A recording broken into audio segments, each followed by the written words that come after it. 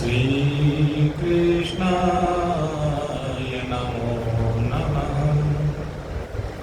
नारायणाय नमोस्तुते।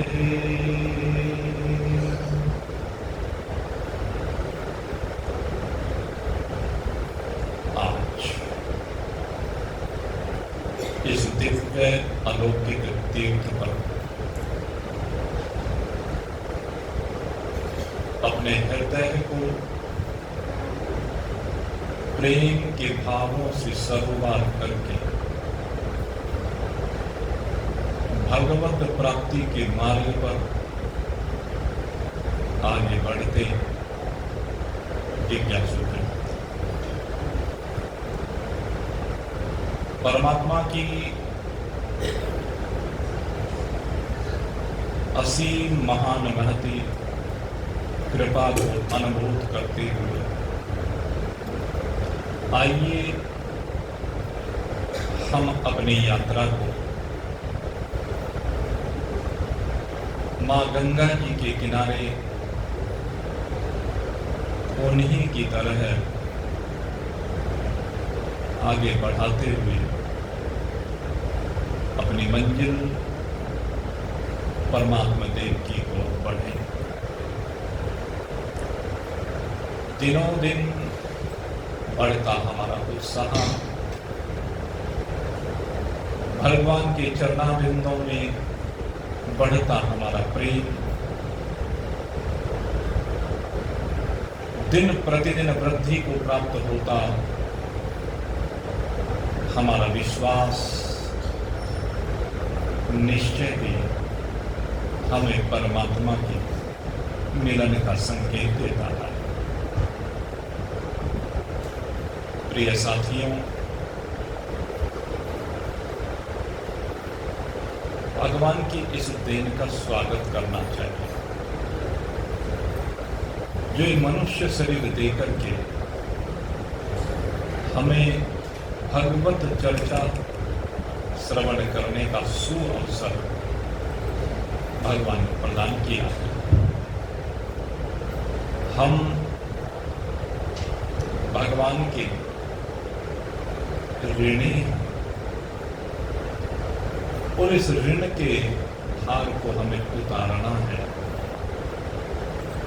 और ऋण का भार उतरता है भगवान के प्रेम में डूबने से,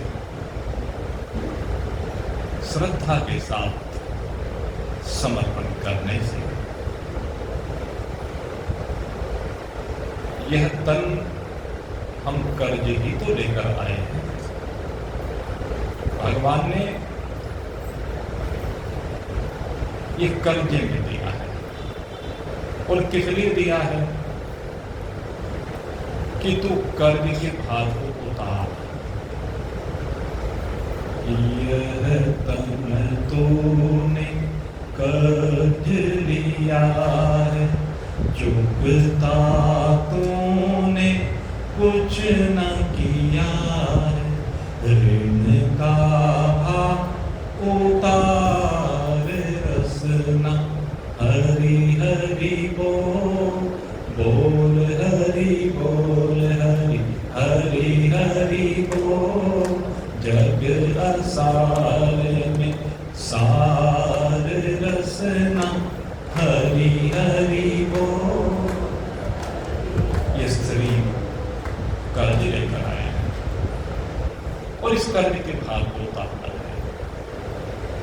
वैसे तो अनेक कर्ज होते हैं, लेकिन हमें तो और कर्ज कोई उतरे या ना उतरे। हमने जो गर्भ में परमात्मा देव से वायदा किया था, उनको वचन दिया था कि किसी तरह से तो इस गर्भ के दुख से निकाल।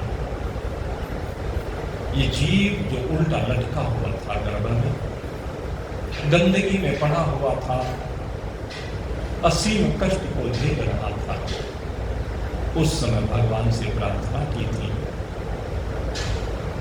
कि प्रभु एक बार निकाल दे, फिर इस गर्भ में कभी नहीं आऊंगा। लेकिन जैसे गर्भ से बाहर जीव आता है, फिर संसार की माया उसे जकड़ लेती है। इस मोह के पास में ऐसा बनता है कि एक अकेला मोह अनंत सूरों को जन्म दे देता है, अनेक दुखों को जन्म दे देता है। क्योंकि ये मोह है ही ऐसा। इस मोह के कारण ही यहाँ मेरे और तेरे की उत्पत्ति हो जाती है। इसीलिए गोस्वामी जी महाराज ने इस मोह को सबसे अनिष्टकारी बताया है। मोह सकल जग व्याधिन करि मूला, तात कोनि उपजहि बहुविध सूला। इससे क्या होते हैं? सूर उत्पन्न होते हैं। सूर समझ गए ना? वाले, नुकीले, और उनके ऊपर इस जीव को गिरा दिया जाता है और वो बार बार इसके शरीर में छेद करते हैं, इसको काटते हैं, रक्त की धाराएं प्रवाहित होती हैं, असीम पीड़ा होती है, लेकिन कोई ना करके मरण पट्टी कर देता है, धीरे धीरे ठीक हो जाता है और फिर से मोह के वशीभूत होकर के उसी चक्र में फंस जाता है और फिर से सूली चुभनी प्रारंभ हो जाती है। अगर इन सूलों की पीड़ा से बचना है तो अब की बार इन सूलों को फूल बना करके जाना पड़ेगा। ये सूलों को फूल बनाना तेरे हाथ में है। मीराबाई इस कला को जानती है, प्रहलाद जी इस कला को जानते हैं। सूल सेज राणा जी न भेजो, दीजो मीरा सुना। सूल सेज राणा जी न भेजो, दीजो मीरा सुना। सांझ भई मीरा सोबन लागी, मानो फूल बिछा। मीरा मगन हुई हरि के गुण गान। मीरा मगन हुई हरि के गुण गान। राणा जी ने सूली की सेज भेजी, जाओ मीरा को सुला दो, वो कुल नासिनी है, कुल की परंपरा को नष्ट कर रही है, उसने हमारे कुल की छवि को धूमिल कर दिया है, पराये पुरुष से बात करती है। जाओ उसका काम तमाम कर दो। जब सूली की सेज पर लिटाया जाएगा तो सूली उसके शरीर में प्रविष्ट हो जाएगी, उसके शरीर का छेदन कर देगी और वो हमारा पिंड छोड़ देगी, सदा सदा के लिए संसार का पिंड छोड़ देगी। भेज दी सूली की सेज, कहा राणा जी ने आपके लिए देखो कितनी सुंदर सेज बनाई है। उसको सजा धजा करके भेजा गया और जब रात हुई मीरा देखने लगी। मीरा जानती है राणा उसके लिए कोई फूल भेजने वाला नहीं है, राणा कोई उसका हित करने वाला नहीं है, राणा को तो द्वेष है, ईर्ष्या करता है। राणा तो मारने के लिए तो भेज सकता है किसी को, तुझे सुख देने के लिए नहीं भेज सकता है। मीरा ये जानती है, लेकिन जानने के बावजूद भी वो सूल की सेज पर लेट जाती है और जैसे सूली की सेज पर लेटती है, सूली की सेज फूलों की सेज बन जाती है। ये कला मीरा जानती है। ये कला भक्त जानता है, ये कला आप जान सकते हैं। हम यहाँ पर जो उपस्थित होते हैं इसी कला को सिखाने के लिए उपस्थित होते हैं। संसार का कोई भी विकार आपको प्रभावित ना कर पाए, संसार का कोई भी सूल आपको चुभ ना पाए, संसार की समस्त प्रतिकूलताओं को आप अनुकूलता में बदल दें, संसार के दुख को आप सुख में बदल दे। ये कला आपको सीखनी है और ये कला हमें भगवान सिखाते हैं, ये भागवत भागीरथी सिखाती है। महान पुरुष इसीलिए आह्वान करते हैं, महान पुरुष इसीलिए बुलाते हैं, महान पुरुष सबको निमंत्रण देते हैं, सबको बुलाते हैं, आ जाओ आ जाओ। भगवान श्री कृष्ण ने गोपियों को बुलाया और बुला करके स्वागत किया, स्वागतम महाभाव कह करके, तुम भाग्यवान हो गोपियों। रास में जब निमंत्रण दिया तो सब दौड़ चले आए थे। ऐसे मेरे मित्रों, आप सब भाग्यवान हैं। नरेंद्र जी ने निमंत्रण दिया, लाला शिवलाल जी ने निमंत्रण दिया और आप दौड़े चले आए। किस लिए दौड़े चले आए ये समझना पड़ेगा। महान पुरुष किस लिए निमंत्रण देते हैं? ये भूमि निमंत्रण की भूमि है। इस भूमि पर निमंत्रण दिया गया था कब? प्रातःकालीन सत्र में आपने श्रवण किया था कि नारद मुनि और भक्ति का मिलन हुआ। और किस परिस्थिति में मिलन हुआ? जब भगवती देवी अपने दो अचेत पुत्रों ज्ञान और वैराग्य को चेता रही थी, चेतन करने का प्रयास कर रही थी, क्योंकि वो बेशुद्ध पड़े हुए थे। ज्ञान और वैराग्य सोए हुए पड़े थे, अलसाए हुए पड़े थे, वो उनको जगाने का प्रयास कर रही थी। क्योंकि नहीं ज्ञानेन सदृशं पवित्रम विद्यते, ज्ञान के समान पवित्र करने वाला दूसरा कोई है ही नहीं। अगर आपको परम पवित्र होना है तो एक ज्ञान ही है जो आपको पवित्र कर सकता है। इसलिए वो ज्ञान को जागृत करना चाहती है।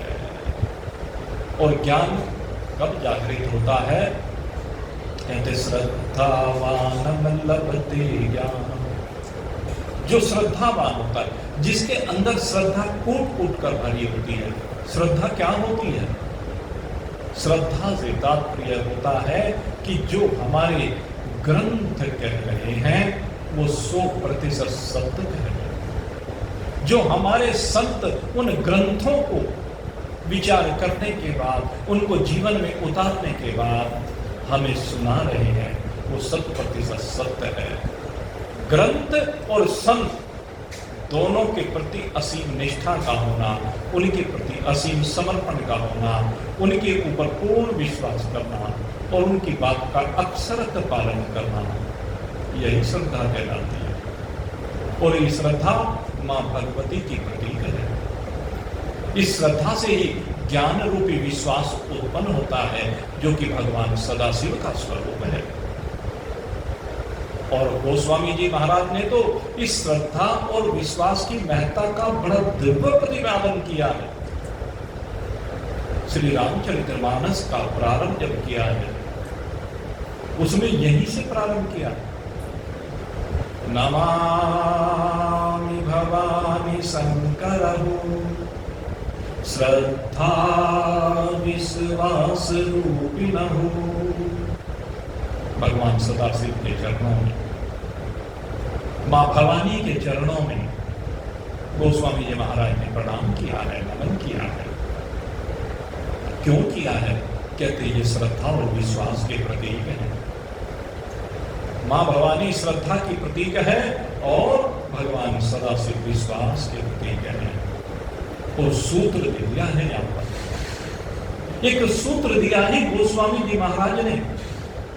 कहते याभ्याम बिना न पश्यन्ति कहते जिसके बगैर आप देख नहीं सकते। किसे? हम किसे देखना चाहते हैं? मेरे मित्रों, हम सब की एक ही इच्छा है। क्या इच्छा है? कल आपको बताया था, मेरा हरि से मिलन कैसे हो, मेरा हरि से मिलन कैसे हो। ये तो इच्छा है कि मेरा हरि से मिलन कैसे हो। तो गोस्वामी जी महाराज यही बात कह रहे हैं, याभ्याम बिना न पश्यन्ति, कि श्रद्धा और विश्वास ये दो सूत्र हैं, इनके बिना आप हरि के दर्शन नहीं कर सकते। याभ्याम बिना न पश्यन्ति सिद्धा स्वान्तस्थः ईश्वरः। कहते उस सिद्धि को प्राप्त नहीं कर सकते, आप सिद्ध नहीं हो सकते। क्यों? क्योंकि जब तक अंतःकरण में बैठे हुए, अपने दिल में बैठे हुए उस दिलदार के दर्शन न करें। याभ्याम बिना न पश्यन्ति सिद्धा स्वान्तस्थम ईश्वर। ये ईश्वर आपके दिल में बैठा। ईश्वर को हम ढूंढते फिरते हैं। कहां ढूंढते फिरते हैं? कहते दुनिया भर में न जाने कहां ढूंढते फिरते हैं, लेकिन ये परमात्मा तेरे दिल में बैठा हुआ है। ये दिलदार तेरे दिल में बैठा हुआ है। बस घूंघट उठा और दर्शन कर ले।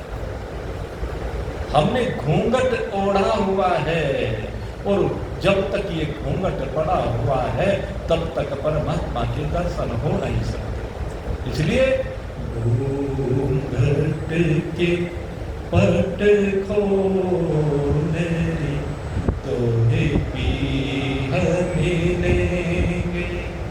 घूंघट के पट खोले तो हे पीह मिलेंगे। घट घट बसता, घट घट बसता राम रमैया।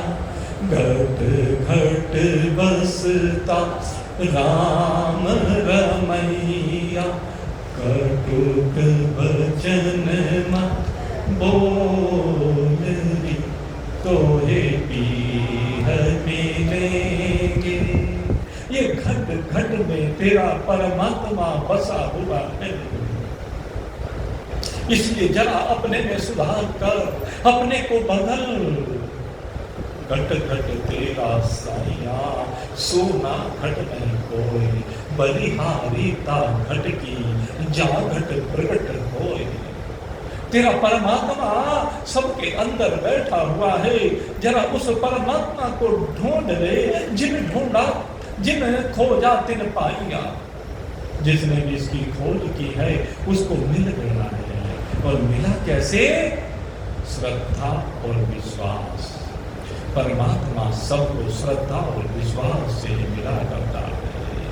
तो श्रद्धा और विश्वास ये दो सूत्र हैं परमात्मा से मिलने के लिए।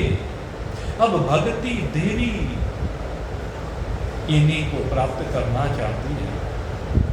इनसे जो मिलता है उसे प्राप्त करना चाहती है। विश्वास क्या है? विश्वास ही तो ज्ञान है। और ज्ञान की दूसरी जो ब्रांच है वो वैराग्य है।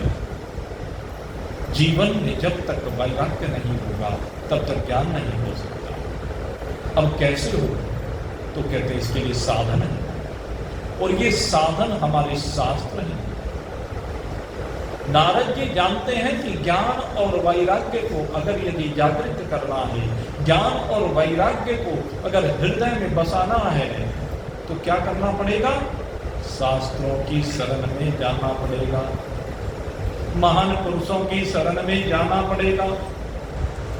अब नारद जी जैसे महान पुरुष हैं, अब नारद जी जैसे महान पुरुष जब वहां पर हैं तो उन्होंने कहा, हे भक्ति देवी आप चिंता मत कीजिए। हे भक्ति देवी मैं आपके दुख को अभी दूर किए देता हूं। मैं अभी तुम्हारे दोनों बच्चों को जागृत कर देता हूं। अभी तुम्हारे दोनों बालक ये जो ज्ञान और वैराग्य है ये परिपुष्ट हो जाएंगे। ये जो वृद्ध हो गए हैं ये पुनः जवान हो जाएंगे। ये जो सोए पड़े हैं ये जाग उठेंगे। और नारद जी ने प्रयास किया। और कैसे प्रयास किया? कहते ज्ञान और वैराग्य को प्राप्त करने का साधन क्या है? कहते वेद समस्त सप्त विद्याओं का भंडार है, खजाना है। हमारे जो वेद हैं ये सब विद्याओं का खजाना, दुनिया की हर विद्या वेदों में है। और वेदों में 1 लाख मंत्र कहिए, ऋचाएं कहिए, 1 लाख मंत्र। इन 1 लाख मंत्रों में 3 विभाजन किए गए हैं। एक विभाजन किया गया है कर्मयोग का, और ये जो कर्मयोग का विभाजन है सबसे ज्यादा यही है। कर्मयोग मैं आपको प्रातःकाल समझा चुका हूं। दूसरे के लिए जीवन को जीना, दूसरे के लिए आप जब जीवन को जीते हैं तो आपका कर्मयोग सिद्ध हो जाता है। और इस कर्मयोग से आपके अंतःकरण का मैल दूर हो जाता है। कर्मयोग एक वह विधा है जिसके द्वारा आप समाज में उन्नति को प्राप्त कर सकते हैं, जिसके द्वारा आपका यही लोग और परलोक दोनों समझ सकते हैं। दूसरे के लिए जीवन को जीना, ये जो कर्मयोग का क्षेत्र है, दृष्टांत में ध्यान आ रहा है, बहुत सुंदर दृष्टांत है। जो भी संसार में उन्नति को प्राप्त करना चाहता है, जिसकी भी भावना यह है कि मुझे इस लोक का परित्याग करने के बाद भी बड़े सुख मिले। कौन से सुख? जिसको हम स्वर्गीय सुख कहते हैं। स्वर्ग के भोग हमें मिल जाए। स्वर्ग की विशेषता क्या है? कहते स्वर्ग में सब भोग जो हम यहां चाहते हैं वो सहज सुलभ है। यहां तो दुर्लभ है लेकिन वहां सुलभ है। वहां पर सभी देवताओं के स्वर्ण के महल हैं। उन स्वर्ण के महलों में अनेकानेक प्रकार के रत्न जड़े हुए हैं। वहां पर स्वर्ग में किसी को बुढ़ापा नहीं लगता। स्वर्ग में सदा जवानी रहती है। यहां पर तो जैसे जैसे भोगों को भोगा जाता है वैसे वैसे शरीर क्षीण होता चला जाता है। ज्ञानेंद्रिय कर्मेंद्रिय क्षीण होती चली जाती है, इनकी शक्तियां क्षीण होती चली जाती है। लेकिन स्वर्ग में ऐसा नहीं है। स्वर्ग में सदा जवानी रहती है। और स्वर्ग में जो भोग आप यहां पर चाहते हैं, जो भोग आपको यहां एकत्र करने में सारी जिंदगी खपानी पड़ जाती है, संघर्ष करना पड़ जाता है, हवेलियां बनाने में, कोठी बनाने में, बच्चों को पढ़ाने में, बच्चों को स्टंट करने में, उनके व्यापार कराने में, उनको नौकरी पर भेजने में, न जाने क्या क्या हमारे मन में चाहते होती हैं, उनको पूरी करने में सारी जिंदगी खप जाती है। हर व्यक्ति से पूछो तो एक ही बात है कि मैं अपने बच्चों के लिए कर रहा हूँ, उनके भविष्य के लिए कर रहा हूँ, उनकी सफलता के लिए कर रहा हूँ। लेकिन तो अपने लिए क्या कर रहा हूँ? इस बात का जवाब किसी के पास नहीं है। जैसे दाम्पत्य जीवन में प्रवेश करता है ये जीवात्मा, चाहे पति है चाहे पत्नी है, और जैसे संतान गर्भ में आती है तुरंत अपने जीवन को भूल जाता है, अपने सुख को भूल जाता है। किसकी चिंता होने लगती है? कहते आगंतुक जीव के बारे में चिंता होने प्रारंभ हो जाती है, और बस सारी जिंदगी उसी चिंता में लगा रहता है। पहले बच्चों की चिंता करता है और बच्चों के बाद फिर उनके बच्चों की चिंता करता है। सारी जिंदगी यही। और क्या है? भाई फिर आया बुढ़ापा बेरी, परिवार में ममता गहरी, अरे पोते ब्यावन की मन में गहरी, अहेली करूँगा करी, हे नर धोखे धोखे में लुट कर आ गई अंत घड़ी। धोखे धोखे में सारा जीवन जो एक व्यतीत होता चला जाता है, और आखिर में मौत सामने आकर के खड़ी हो जाती है। ये सोच रहा था कि बुढ़ापे में भजन करूंगा, बुढ़ापे में वन में जाऊंगा, तीर्थों पर जाऊंगा, तीर्थों का सेवन करूंगा, शरीर में शक्ति सामृत नहीं रहती और जेब में माया नहीं रहती। तीर्थ का सेवन करने के लिए जेब में माया चाहिए और शरीर में शक्ति चाहिए। वो कब होती है? वो जवानी में होती है, बुढ़ापे में तो रहती नहीं है। कोई कोई भाग्यवान होते हैं जो जवानी से लग जाते हैं, वही बुढ़ापे में भजन कर पाते हैं। लेकिन जो बुढ़ापे में ही लगते हैं, कोई कोई केस होता है जो बुढ़ापे में लग जाए, अन्यथा बुढ़ापे में तो शरीर हाय हाय कराता है, भगवान का नाम लिया नहीं जाता। बुढ़ापा ऐसा ही है भाई, जीर्ण शीर्ण शरीर हो जाता है, यही तो बुढ़ापे की निशानी है। इसलिए भजन और भोजन कहा कि जवानी का है भाई। एक आध बिरले की बात मैं नहीं करता, जैसे अजामिल का प्रसंग आता है। अजामिल एक ब्राह्मण, और वो ब्राह्मण कर्मकांडी ब्राह्मण, धर्मात्मा ब्राह्मण। लेकिन वो धर्मात्मा ब्राह्मण एक बार किसी यजमान के यहाँ कुछ कर्मकांड करने के लिए जा रहा था, पूजा पाठ करने के लिए जा रहा था, और रास्ते में क्या देखा? एक दासी को देखा। वो अपने किसी ग्राहक के साथ विषय भोगों में लगी हुई थी, और उसको देख करके उसके मन में विकार उत्पन्न हो गया, और विकार उत्पन्न होने के बाद वो कर्मकांड से उसका मन हट गया, धर्म से उसका मन हट गया, परमात्मा में से उसका चित्त हट गया। जो भगवान की पूजा अर्चना किया करता, सब में से चित्त हट करके उस दासी में चित्त चला गया, और उस दासी को अपने घर में ले आया, और उसी के साथ अपने जीवन को व्यतीत करने लगा। धीरे धीरे करके 4 संतान उत्पन्न हो गई। बुढ़ापा आ गया, और जब बुढ़ापा आया, अब पथभ्रष्ट हो चुका है। और पथभ्रष्ट होने पर बुढ़ापे के बाद क्या आता है भाई? सबको पता है। बुढ़ापे के बाद यम के दूत आते हैं, और जब वो यम के दूत आते हैं, कैसे होते हैं यम के दूत? पढ़ा है क्या शास्त्रों में? गरुड़ पुराण में आपने बहुत सुना, शिव पुराण में बड़ा वर्णन आता है, हर पुराण में वर्णन आता है। कैसे होते हैं वो यम के दूत? कहते हैं ये मोटे मोटे।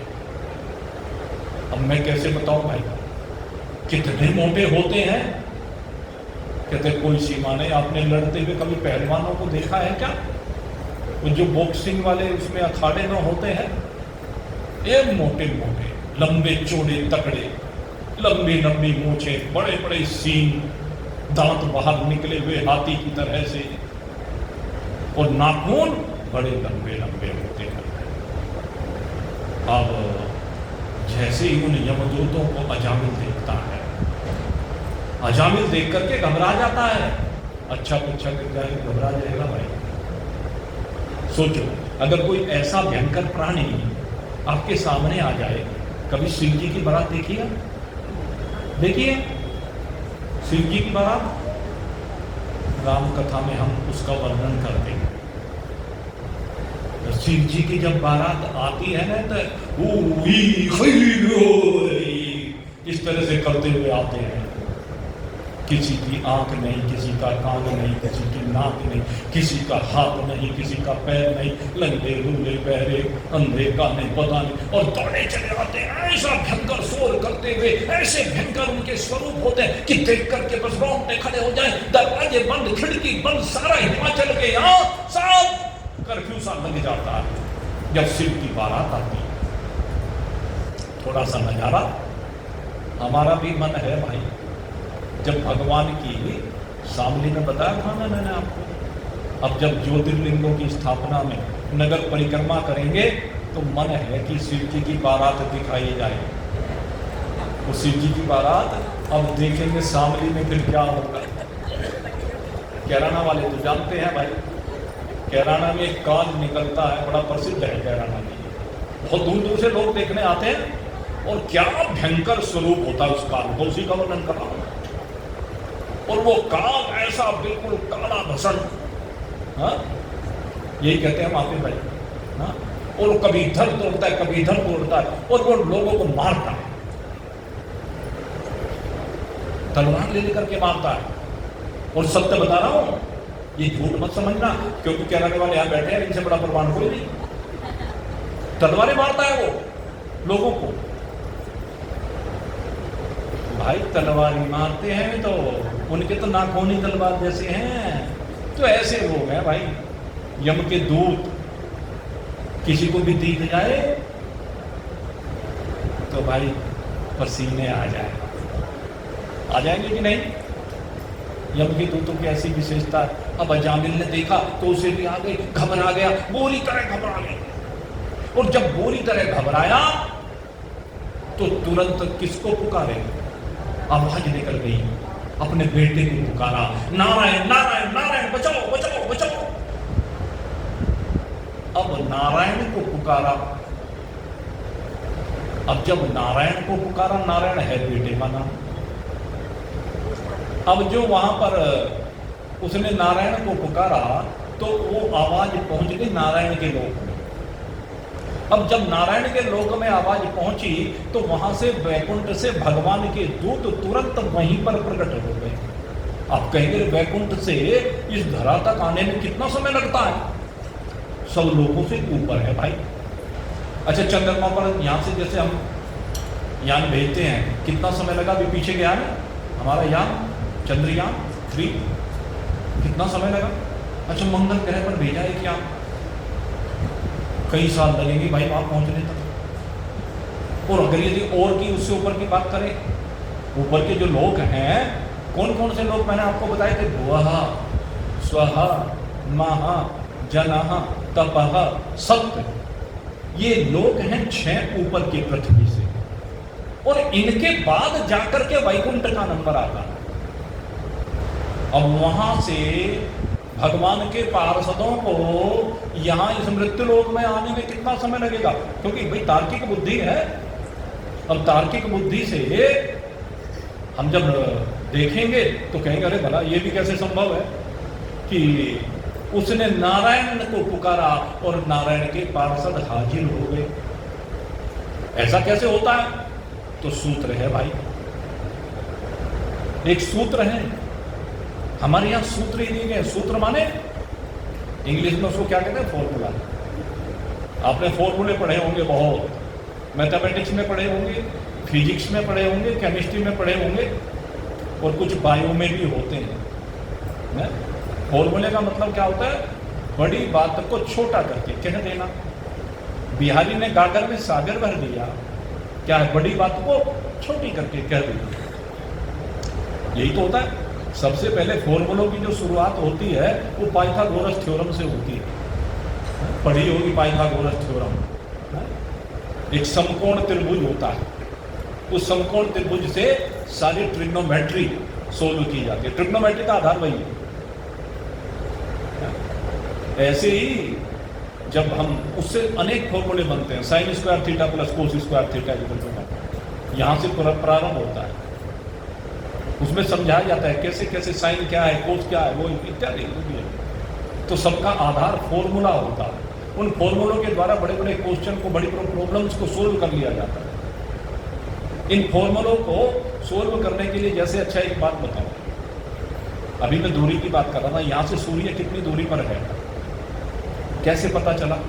यहाँ से कोई सूर्य के पास गया क्या भाई? आज तक केवल एक ही उदाहरण मिलता है, श्री हनुमंत लाल, जिन्होंने न केवल सूर्य लोक में गए कि तो सूर्य को एक फल समझ कर अपने मुख में रख लिया। जोग सहस्त्र जो जन पर भान, लीलोताहि मधुर फल जान। लीला एक फल जान करके कितने प्रतापी श्री हनुमंत लाल कि सूर्य को अपने मुख में रख, यानी उस सूर्य तक कोई जा नहीं सकता। उसकी गणना, यहां से सूर्य की दूरी कैसे पता की? ये फॉर्मूले हैं जिनसे तरक्की करना। ये ट्रिग्नोमेट्री के, ये हमारी ज्योमेट्री के, कह लीजिए अलजेब्रा के, कैलकुलस के, इनके फॉर्मूले हैं, जिसके द्वारा यहां से सूर्य की एक्यूरेट दूरी निकाल ली जाती है, चंद्रमा की निकाल ली जाती है, मंगल की निकाल ली जाती है कि यहां से इतनी दूरी पर है तो गया नहीं, उसके बाद भी निकाल ली जाती है। फॉर्मूला तो वही फॉर्मूला मैं बता रहा हूं, अध्यात्म में वो फॉर्मूले चलते हैं। अध्यात्म विद्या फॉर्मूले से ही चलती है। और फॉर्मूला क्या है? नारद मुनि ने फॉर्मूला दिया है कि भगवान के दूतों को प्रकट करने के लिए, भगवान के पार्षदों को प्रकट करने के लिए, और मैं कहता हूं भगवान को प्रकट करने के लिए फॉर्मूला है। कौन सा फॉर्मूला है किसी के ध्यान? नाहं वसामि वैकुंठे योगिनां हृदय च अहम वसामि। समझ रहे हैं फॉर्मूला? अहम वसामि यत्र गायन्ति, अहम वसामि मद्भक्ता यत्र गायन्ति तत्र तिष्ठामि नारद। कहता मेरा भक्त जहां भी श्रद्धा के साथ, विश्वास के साथ गायन करता है, मुझे पुकारता है, मैं वहां पर जरूर होता हूं। कहीं दूसरी जगह पर रहूं या ना रहूं, वैकुंठ में रहूं या ना रहूं, लेकिन उस भक्त के भीतर जरूर रहता हूं। और दूसरी बात, हरि व्यापक सर्वत्र समाना, हरि व्यापक सर्वत्र समाना, प्रेमति प्रकट होई मैं जाना। सीधा सूत्र गोस्वामी जी ने दिया है। अरे परमात्मा तो सब जगह पर है, वैकुंठ तो हमारी कल्पना है। वैकुंठ लोक कल्पना ही तो है।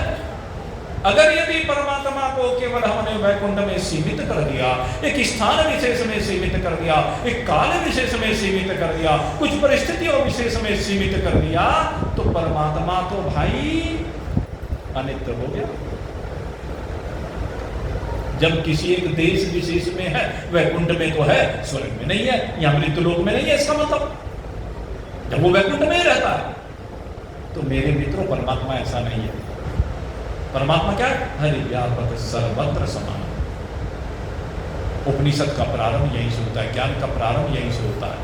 ईशावास्यम इदं सर्वं यत् किंचित जगत्यां जगत् तेन त्यक्तेन भुंजिता मागृद कस्य सविद्धनम्। परमात्मा कैसा है? कहते जगती पर जितना भी जगत है सारे में समाया हुआ है, और न केवल जगत में समाया हुआ है, अपितु जगत की सीमाओं से परे अनंत परमात्मा। उसका कोई अंत नहीं, उसकी कोई सीमा नहीं, वो अखंड है, एक रस है, निर्विकार, ऐसा परमात्मा है। तो अजामिल ने जब पुकारा तो परमात्मा कहां से प्रकट हुआ? परमात्मा के पार्षद कहां से प्रकट हुए? कहते वो वहीं से प्रकट हुए, क्योंकि वो सर्वत्र रहते हैं, सदा सर्वत्र विराजमान होते हैं। और जब भी भगवान को पुकारा जाता है तो दौड़े दौड़े चले जाते हैं। द्रौपदी ने पुकारा तो उनकी पुकार को सुनकर के चले गए, गज ने पुकारा तो पुकार सुनकर चले आए, सबरी ने पुकारा तो दौड़ करके चले गए, विदुरानी ने पुकारा तो दौड़कर चले गए मेरे प्रभु। इसलिए पुकारना होता है परमात्मा। और किससे पुकारा जाता है? मैं आपको बता रहा था, वेद समस्त विद्याओं का अखंड स्रोत है, अनादि स्रोत है, अनंत स्रोत है, खजाना है। और सबसे पहले कर्मयोग की विद्या, ये कर्मयोग की जो विद्या है 80,000 मंत्रों में इस कर्मयोग की विद्या का महत्व प्रतिपादित किया गया है, अनेक विधियां बताई गई हैं। और उनमें से एक दृष्टांत मैं आपको देना जा रहा था। कौन सा दृष्टांत है कि आपकी उन्नति किस प्रकार से हो सकती है, आपका यह लोक और परलोक दोनों कैसे सुखमय हो सकते हैं। एक बार की बात है, भगवान श्री कृष्ण और अर्जुन दोनों मृत्युलोक में भ्रमण कर रहे थे। और मृत्युलोक में भ्रमण करते करते उन्होंने क्या देखा कि सामने एक पहाड़ी दिखाई दी। जैसे आप यहाँ ऊपर चढ़ कर के देखें तो चारों तरफ आपको पहाड़ी पहाड़ नजर आते हैं। हरिद्वार से पहाड़ी इलाका हमारा प्रारंभ हो जाता है। अब जब देखा पहाड़ और फिर ऊपर जब आपने जाग करके देखा तो क्या देखेंगे? मनसा देवी का मंदिर दिखाई देगा। इधर देखना जरा, अगर ऊपर चढ़ करके देखे तो मनसा देवी का मंदिर 10 किलोमीटर के क्षेत्र में सर्वत्र दिखाई देता पहाड़ी पर। तो ऐसे ही भगवान कृष्ण और अर्जुन ने देखा पहाड़ी के ऊपर मंदिर दिखाई दिया। अर्जुन कहने लगा प्रभु देखो मंदिर है, आपका मंदिर है, चलो मैं देखना चाहता हूँ, वैसे तो साक्षात आप मेरे साथ हैं, लेकिन फिर भी मेरी इच्छा है देखूँ तो सही जरा इस मंदिर में जा करके आपकी कैसे दिव्य मूर्ति बना करके रखी है, आपके उस अर्चा विग्रह को मैं देखना चाहता हूँ। भगवान कहने लगे चलो ठीक है भाई, हम भी तो देखें इस जीव ने हमारे कैसे स्वरूप की कल्पना की है, क्योंकि जीव के कल्पना से ही भगवान मूर्त रूप लेता है।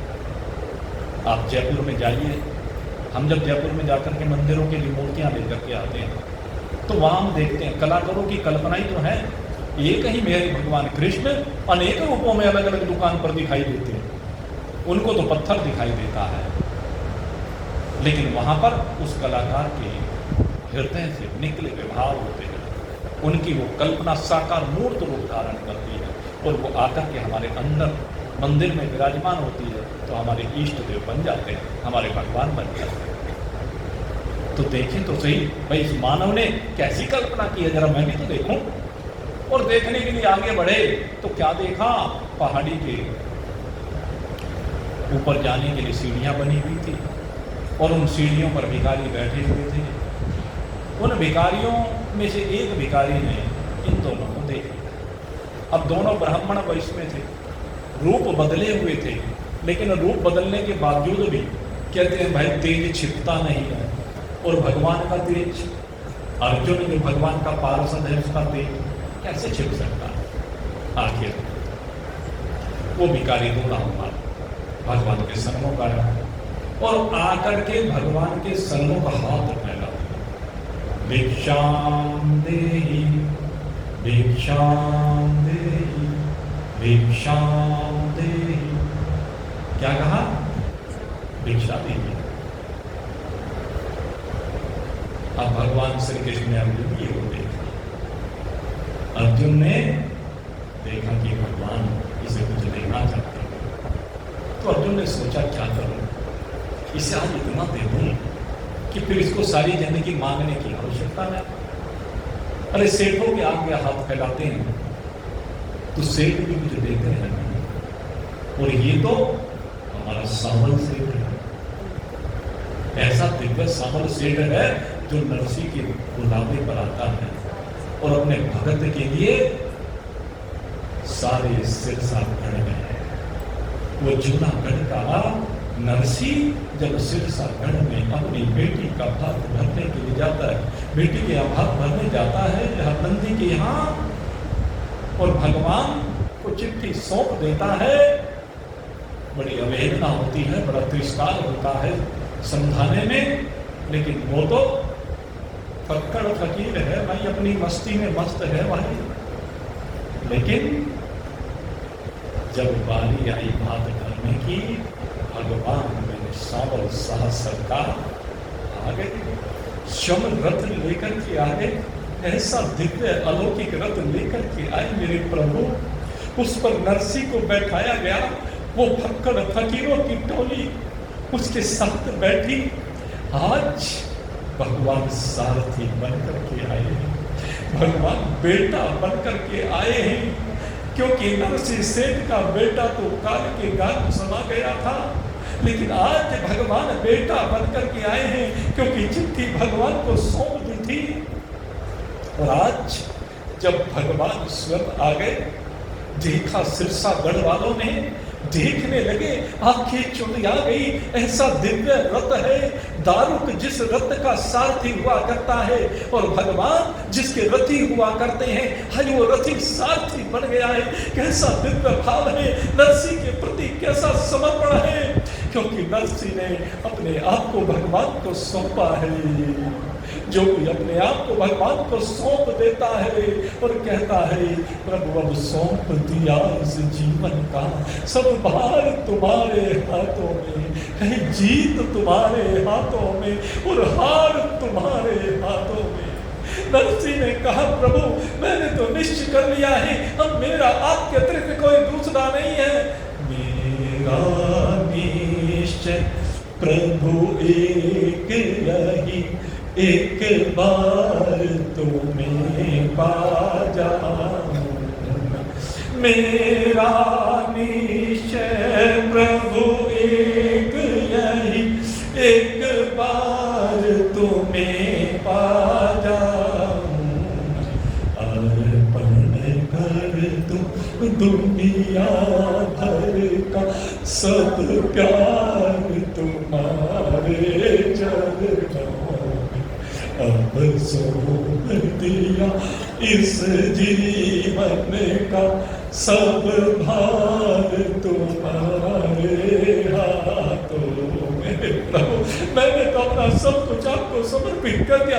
प्रभु आप कहते थे मेरा कोई दूसरा नहीं है, सब धन दौलत लुटा दी थी इस नरसी ने, और आज भगवान रथी बनने की बजाय सारथी बन गए, और भगवान सारथी बने, नरसी को आज रथी बना दिया है। भगवान सबके अंतरात्मा रूप से रथी होते हैं, बुद्धि रूपी सारथी होता है, लेकिन आज ये बुद्धि रूपी जो सारथी है वो रथी बन गया है। अरे यही होता है परमात्मा सानिध्य का प्रभाव, ये परमात्मा मिलन का प्रभाव यही होता है।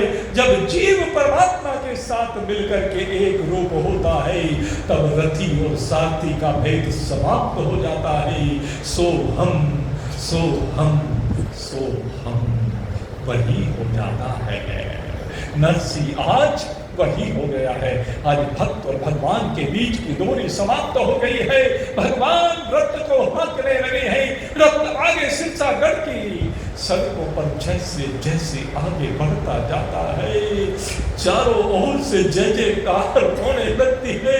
अरे कैसा भाग्य है सेठ का, आज शुभ भगवान इसके यहाँ भक्त बनने के लिए आ रहे हैं। सब पीछे पीछे जय जयकार करते हुए, पुष्प वर्षा करते हुए, भगवान नाम का गुणानुवाद करते हुए पीछे चल देते हैं। और जैसे जैसे रथ आगे बढ़ता गया पहुंच गया सेठ जी के यहाँ। और जब सेठ जी के यहाँ रथ पहुंचा, भगवान ने आवाज लगाई, सेठ जी बाहर आए, देखा हरनंदी बाहर आई, और जैसे देखा ये दिव्य रथ, कहने लगे कौन है? कहने भगवान कहते हैं हरनंदी पहचाना नहीं, मैं तुम्हारा भाई हूँ। मेरा भाई? कि हाँ। देखो तुम्हारे पिताश्री आज रथ में बैठे हुए हैं, हाथ भरना है मैं, तुम्हारी बेटी का विवाह है मैं। हाँ मैं मामा बनकर के आया हूँ, ये मेरी भांजी का विवाह है, इसलिए आज भात भरना है। सेठ जी चिट्ठी निकालो, जो चिट्ठी आपने भेजी थी जरा उसको निकालो। देखो आपने जो कहा था मैं लेकर के आया हूँ, 100 बोरी काजू की लेकर आया हूँ, 100 बोरी बादाम की लेकर आया, 100 बोरी पिस्तों की लेकर आया हूँ। तुमने मांगा था न, अरे जो जो सामान तुमने कहा था वो सब लेकर के आया हूँ। मैं सारे वस्त्र आभूषण लेकर के आया हूँ, सारे परिवार के लिए आभूषण लेकर के आया हूँ, दिव्य आभूषण लेकर आया हूँ। ऐसे अलौकिक आभूषण जो कुबेर के खजाने में भी नहीं होते हैं, वो लेकर के आया हूँ। लो सब धारण करो। सबको दिव्य वस्त्र दिए, आभूषण दिए, सारे रिश्तेदारों की मिलाइया किया है, और कहने लगे लो ये हीरे मोतियों की बोरियां भर भर करके दी है, और सोने का पत्थर ला करके दिया है। भगवान ने सब कुछ दिया है। सारा सिरसागढ़ देख रहा है, सारे सिरसागढ़ के नागरिक देख रहे हैं कि सेठ के भाग्य खुल गए हैं। आज भगवान सब भक्त बनने के लिए आए हैं। जय जयकार करते हुए सिरसागढ़ के लोग कहने लगे प्रभु अरे तूने इसका तो घर भर दिया है, इस सेठ का घर तो भर दिया है, इन शिवलाल जी के घर को तो तूने भर दिया है। अरे जो ये शिवलाल जी के निमंत्रण पर इनके मित्र आए हैं, इनके प्रेमी आए हैं, ये जो भक्त आए हैं, इनका क्या? भगवान कहते हैं चिंता मत करो। और भगवान ऐसे दयालु है, ऐसे कृपालु है कि भगवान ने सबकी पुकार को सुना है। और उसी समय उस गगन मंडप में तुरंत मेघ आकर के विराजमान हुए हैं। ये भगवान ने मेघों का वाहन किया है और जैसे ही बादल गरजने लगे हैं, हल्की हल्की फुहार पड़नी प्रारंभ हुई और जैसे ही हल्की हल्की फुहार पड़नी प्रारंभ हुई, जहां जहां बूंदे गिरती जाती हैं वहीं वहीं हीरे मोती उत्पन्न होते चले जाते हैं। सवा प्रहर तक वो बूंदा बांदी चलती रही, हीरे मोतियों की बरसात चलती रही। सबने देखा, सबके घर भर गए हैं, सबने भगवान की स्तुति की है, भगवान को नमन किया है। श्री कृष्ण गोविंद हरे मुरारी, हे नाथ नारायण वासुदेवा। श्री कृष्ण गोविंद हरे मुरारी, हे नाथ नारायण। सब नाचने लगे हैं, गाने लगे हैं, भगवान का अनेक प्रकार से स्वागत सम्मान हुआ है। भगवान भक्त के अधीन है, भक्त की भावना भगवान को खींच कर ले आती है। मेरे मित्रों, ऐसी अधिकारी अब जैसे भगवान को देखा है तो देखते ही कहने लगा भिक्षाम देगी। और अर्जुन ने देखा कि भिक्षा मांगा, वो भी त्रिलोकी के नाथ से, अनंत करोड़ी ब्रह्मांड नायक से भिक्षा मांग रहा। तो अब इसको इतना देना चाहिए कि फिर मांगने की आवश्यकता न रहे। अर्जुन ने एक स्वर्ण मुद्राओं की पोटली निकाली, उसके हाथ पर रख दी और जैसी पोटली को देखा आंखें चौंधी आ गई, कहने लगे अरे, और प्रसन्न होकर के चल दिया, नाचता गाता चल दिया, अपने गांव की ओर चला, अपने घर की ओर चला। और दिल में आने का मान तो होते ही है। अब किसी की करोड़ों की लॉटरी लग जाए तो अरमान तो होंगे ही। मैं बड़ी सी कोठी बनाऊंगा, बड़ी सी गाड़ी लाऊंगा, बहुत बड़ी फैक्ट्री लगाऊंगा, बच्चों को सबसे अच्छे स्कूल में भेजूंगा, बड़े सुंदर सुंदर वस्त्राभूषण लेकर आऊंगा, अपनी पत्नी के लिए बड़े सुंदर सुंदर जेवर लेके आऊंगा जोड़ी की दुकान से। अनेक भावनाएं मन में हुई और इन्हीं भावनाओं के साथ हंसित हुआ, नाचता गाता हुआ चला जा रहा था।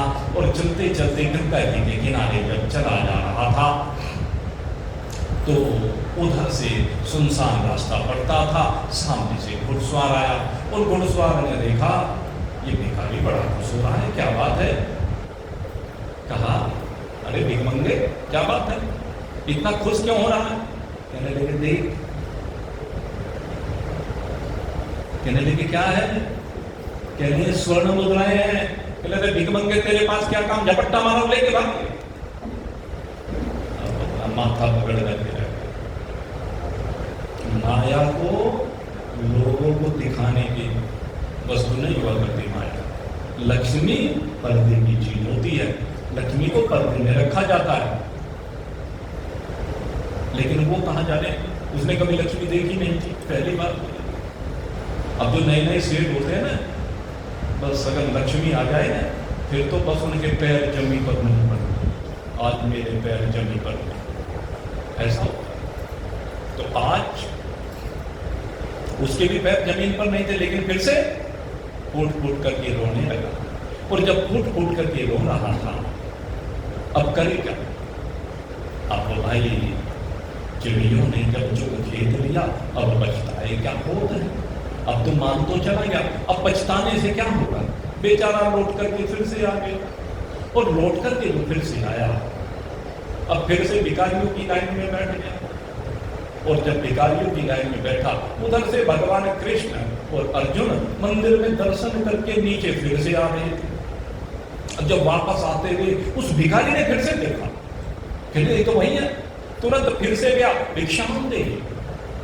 अर्जुन कहने लगे भैया तुझे अभी इतना देकर गए थे, तेरी मांगने की आदत कहीं नहीं। अरे इतना सब कुछ देने के बाद भी मांग रहा है, अब तो तुझे मांगने की आवश्यकता ही नहीं रही थी। कि आप सही कहते हो मानवता, वास्तव में मांगने की आवश्यकता नहीं थी, लेकिन क्या करूं, मेरा भाग्य है। क्या हुआ कि मैं तो जा रहा था, ख्याली पुलाव पका रहा था, लेकिन रास्ते में डाकू आया और उसने सारी पोटली छीन ली। कहने अच्छा कोई बात नहीं, कहने लगे अब की बार मैं तुझे और कीमती दूंगा। और क्या किया, अब अर्जुन ने अपनी पोटली से एक पारस पत्थर निकाला। पारस पत्थर को निकाल करके उस भिखारी के हाथ पर रखा। कहने लगे ये क्या है, पत्थर का टुकड़ा, ये क्या दे रहे हो? कहने बड़ा कीमती है। कितना कीमती है कि जिस भी लोहे को छू देगा वही सोना बन जाएगा। ये पारस जिसको भी छू देगा लोहे की वस्तु को सोना बन जाता। मेरे तो आनंद आ गया भाई, अब तो मैं जितना चाहूं सोना बना लूं, कि हाँ जितना चाहो सोना बना सकते। अब चल दिया, अब तो ख्यालात और भी ऊंचे हो गई। कहने लगे अब तो मेरे मुकाबले का दुनिया में कोई सेठ नहीं होगा। अब तो अडानी क्या मायने रखता है, अंबानी क्या मायने रखता है, टाटा बिरले क्या मायने रखते हैं। अब तो मैं सारे जगत का सबसे बड़ा सेठ बन गया। और मन में इस भाव को लेकर के चल दिया। ऐसी कोठी होगी, समंदर के बीच में एक शिप होगा, उस पर मेरी आलीशान बंगला होगा, पहाड़ों पर होगा, इधर होगा उधर होगा, दाएं बाएं ऊपर नीचे, जहां जो चाहूंगा वो बनाऊंगा। अब ये ख्याली बुलाओ फिर से। अब चला गया घर, पहुंच गया और कुछ नहीं बना। कहने लगे पहले सो जाता, आज तो जी भर के सोता हूं, आराम करता हूं, कल को सोना बनाऊंगा। और लौट गया। अब लेट गया तो प्रातः काल उसकी पत्नी गंगा जी से जल भरने के लिए जाया करती थी, क्योंकि पहले यही विधान हुआ करता था। पानी का जो साधन हुआ करता था वो कौन सा हुआ करता था? नदियां हुआ करती थी, कुएं हुआ करते थे, सरोवर हुआ करते थे। तो गंगा जी से पानी लेने के लिए जाया करती थी अपने सखियों के साथ। अब आज भी अपने घड़े को लेकर के चली, और जब घड़े को लेकर के चली गंगा जी की तरफ जा रही थी, रास्ते में किसी पत्थर से उसका पग टकराया, और जैसे पत्थर से पग टकराया वो बेचारी नीचे गिर गई। जो सर पर घड़ा रखा हुआ था वो फूट गया। अब घड़ा जो फूटा, तो अब घड़ा क्या फूटा, भाग के फूट गया। अब लौट करके वापस आई, और वापस पुराना एक घड़ा रखा हुआ था, उस घड़े को लेकर के आई, और घड़े को ला करके मांझ धो करके गंगा जी ने साफ किया और जल भर करके ले गई। इधर प्रातः काल खूब बढ़िया नींद लेने के बाद वो उठा, और उठ करके कहने लगा अच्छा अब सोना बनाता हूं, अब सोना बनाऊंगा। अब सोना बनाने के लिए जहां पत्थर घड़े में रखा था गया, वहां पर देखा घड़ा ही नहीं है। कहने अरे कहाँ गया वो घड़ा, कहाँ गया? यहाँ हवाएं लगाने लगा अपनी पत्नी को। अरे कहाँ वो भगतनी, क्या बात? कहने लगे यहाँ वो घड़ा रखा हुआ था, कहाँ है? कहने लगे वो रहा। कहने लगे उसमें एक पत्थर था, क्या रहा पत्थर? कहने तुम भी पता नहीं क्या भिक्षा में कंकड़ पत्थर लाने लगे हो क्या? कहने लगे अरे वो सामान्य पत्थर नहीं था। कहने लगे तो गंगा जी ने चलाया। क्या मतलब कि पहला घड़ा फूट गया, दूसरा लेकर गई, इसमें देखा एक पत्थर पड़ा हुआ था। अब मैंने समझा पता नहीं कहां से पत्थर उठा के ले आए, गंगा जी गए। अब फिर से माथे में बांध, सब लुट गया। क्यों लुट गए? संत कहते हैं जागो, संत जगाते हैं लेकिन हम सो जाते हैं। और जो सोता है, जो सोवत है सो खोवत है, जो जागत है सो पावत है। उठ जाग मुसाफिर दौड़ भरी, अब रैन कहाँ जो सोवत है, जो सोवत है सो खोवत है। उसने तो कोई दिया वैसे सोच तो रहा था कि ये करूंगा वो करूंगा, और अब कुछ नहीं कर पाया। ये जब तक ख्याली पुलाव पकाते रहोगे ना, कुछ नहीं कर पाओगे। पहले कुछ करना पड़ता है। अब क्या विषय को बढ़ाया जाए? सीधी सी बात ये बेचारा आकर के फिर से भीख मांगने लगा। अब भीख मांग करके फिर से उसी तरह से गुजारा चल रहा है। और फिर भगवान की लीला। भगवान की लीला क्या? भगवान को तो दिखाना था, क्योंकि लीला तो चल रही है भगवान की। ये जीव, किसी जीव का अगर भाग्य बदलना चाहता है तो भाग्य बदला नहीं जाता। अर्जुन ने 2 बार भाग्य बदलने का प्रयास किया, लेकिन बदल नहीं पाया। क्यों नहीं बदल पाया? क्योंकि हाथ भगवान के आगे फैलाया, और जो भगवान के आगे हाथ फैलाता है भाग्य उसका बनता है, उसका बदलता है। संसार के आगे अगर हाथ फैलाओगे भाग्य बदलने वाला नहीं है। आपके भाग्य की जो रेखाएं, मस्तक की जो रेखाएं जो तिरछी हो गई हैं, कट गई हैं, उनको कौन ठीक कर सकता है? मेरे मित्रों, केवल भगवान ठीक कर सकते हैं। और ये बात अंतिम दिन समझाऊंगा मैं आपको, जब सुदामा जी की कथा आपको सुनाएंगे। सुदामा जी क्या थे? क्या थे? अक्षश्री, जिसके भाग में श्री थी ही नहीं। लेकिन भगवान ने जैसे ही तिलक किया, भगवान के तिलक करते ही सुदामा यक्ष श्री से संयुक्त। यक्ष यानी कुबेर का खजाना। ये होती है भगवान की कृपा। और आज भगवान ने लीला दिखाई अर्जुन को, कहने लगे चलो भाई एक बार उस मंदिर को और देखना चाहता हूं, उस भक्त के भाव को देखना चाहता हूं। आ गए, और जैसे उन दोनों को आते हुए आज फिर भिखारी ने देखा, और आकर के भगवान के सामने फिर से हाथ फैला दिया, भिक्षाम नारायण। अब अर्जुन ने कहा, रे तुझे तो मैंने पारस पत्थर दे दिया था, अब भी तू भीख मांग रहा है, तेरी आदत पक गई, मुझे को पक्का लगता है। कहने लगे, आप जो कहें सो कहें, लेकिन क्या करो, दुर्भाग्य, भाग्य ऐसा फूटा हुआ है। इतना काम करता हूं, इतना प्रयास करता हूं कि किसी तरह से भाग्य बदल जाए, लेकिन बदल के नहीं देगा। फिर सारी घटना सुना दी। अब अर्जुन फिर से हेल्प करना चाहता है, लेकिन भगवान ने आज हाथ पकड़ लिया। कहते अर्जुन, तेरे बदलने से इसका भाग्य नहीं बदलेगा। ये भिखारी है, इसे इसकी हैसियत के मुताबिक चले। कहने लगे, क्या मतलब?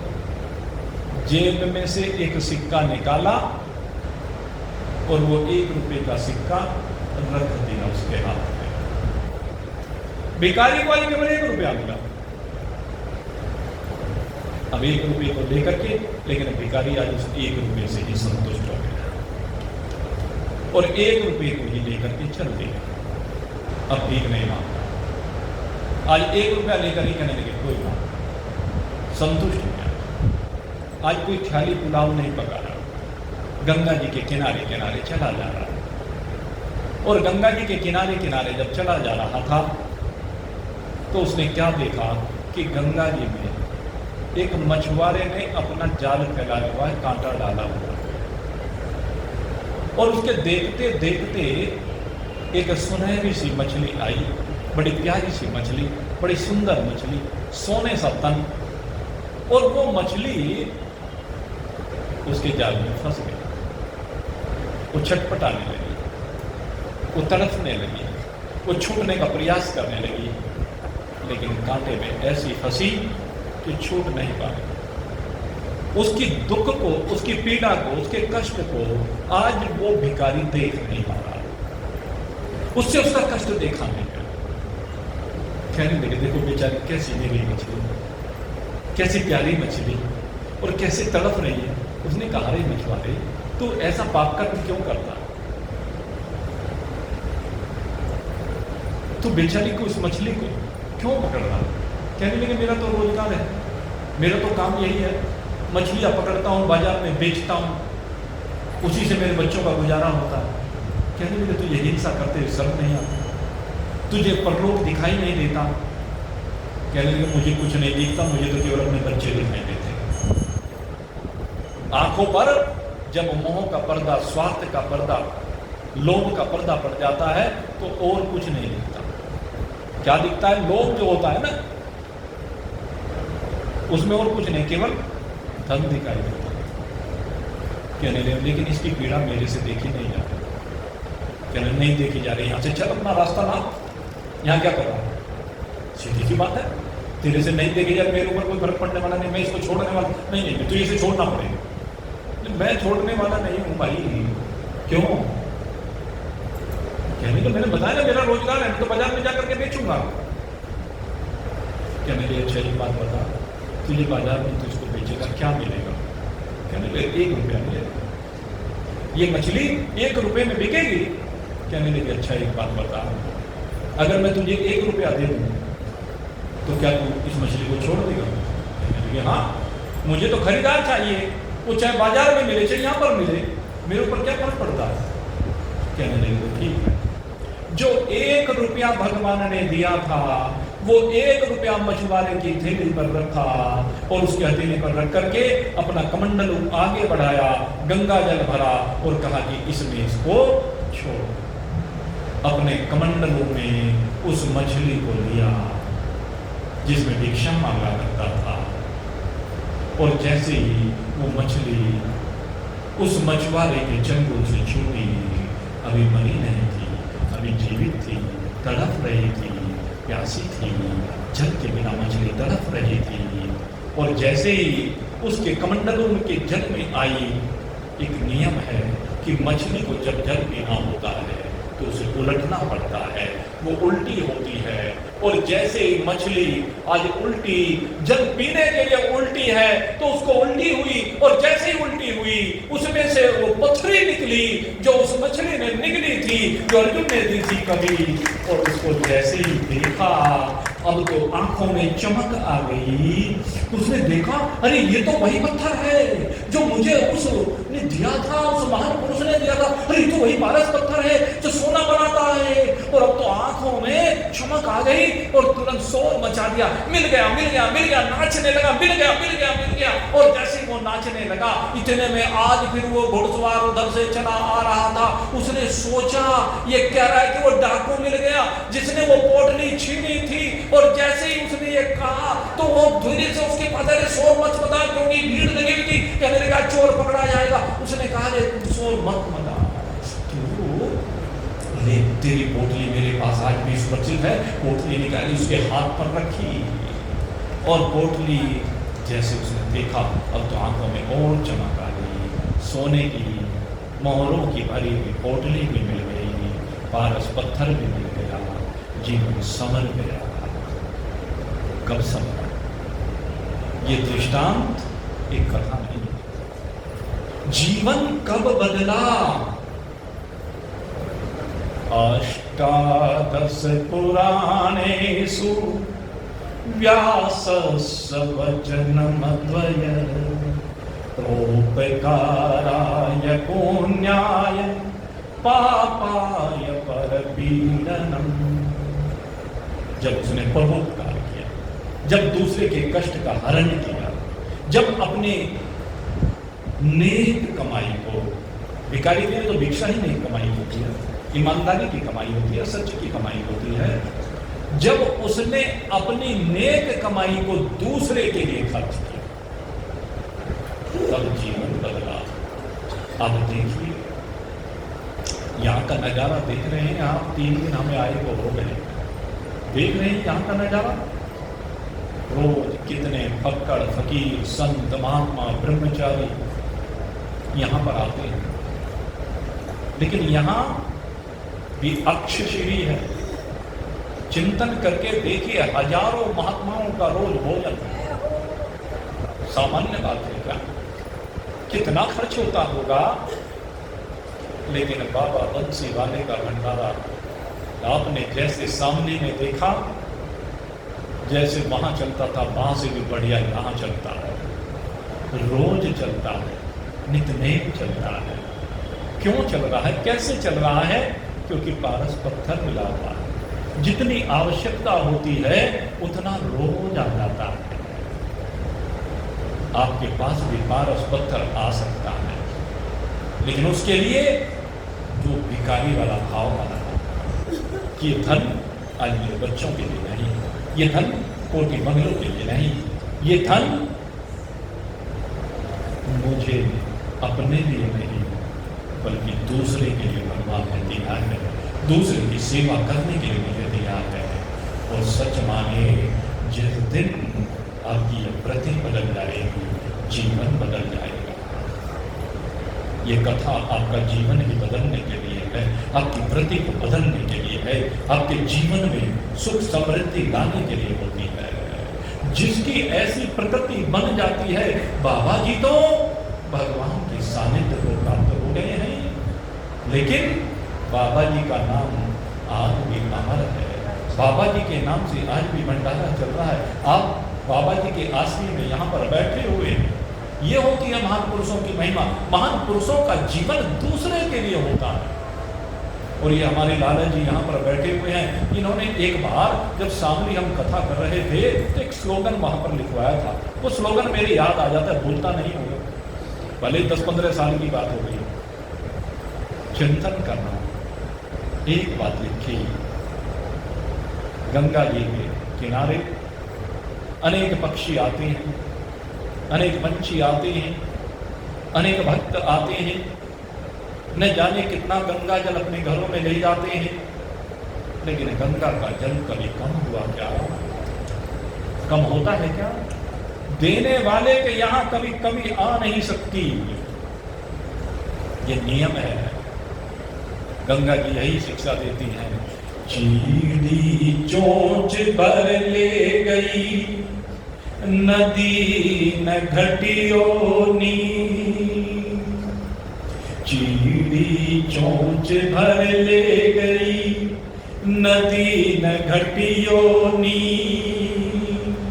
परमार्थ के कारणों, परमार्थ के कारणों, संतन धरो सरी। परमार्थ के कारणों, संतन धरो सरी। संतों ने परमार्थ के लिए ही शरीर को धारण किया होता है। उनका उद्देश्य केवल परमार्थ होता है, उनका उद्देश्य केवल संसार का पोषण होता है, उनका उद्देश्य केवल संसार में परिवर्तन होता है, उनका उद्देश्य केवल भक्त के हृदय में भगवान को प्रकट करने का होता है। मेरे मित्रों, मैं कहता हूं, आप जो भी यहाँ पर बैठे हुए हैं, जिसके मन में भी भावना है, जिसके मन में दूसरे का हित करने की भावना है, वो संत ही है। ये भाई नरेंद्र गोयल जी, इनका परिवार, शिवलाल जी, इनके भाई वीरेंद्र जी, प्रवीण जी, अन्य भाई,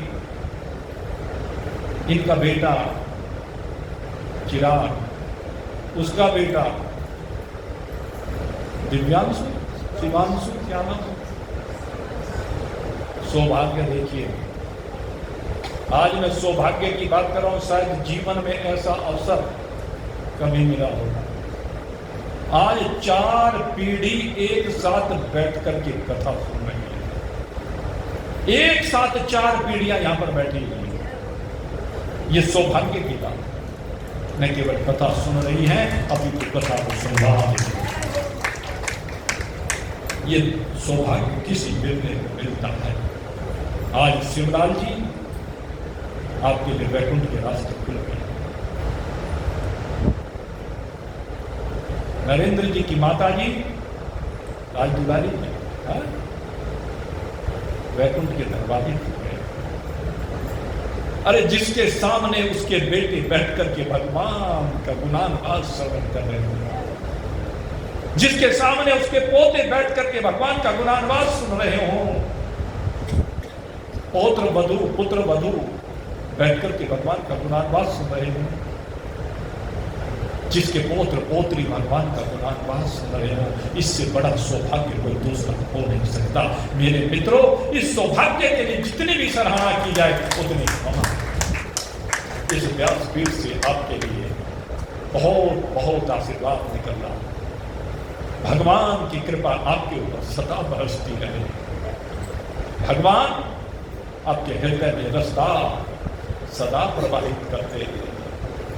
वो बेटे धन्य हैं जो अपने माता पिता के कल्याण के लिए अपने माता पिता को आगे करके ऐसे शुभ कार्य करते हैं।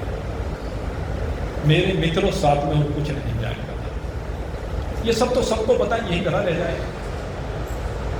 जोड़ जोड़ मर जाएंगे, चौखुंटी हो चौक, माल जमाई खाएंगे ससुर की जगह। जोड़ जोड़ करके मर जाइए, कोई गुण गाने वाला नहीं है।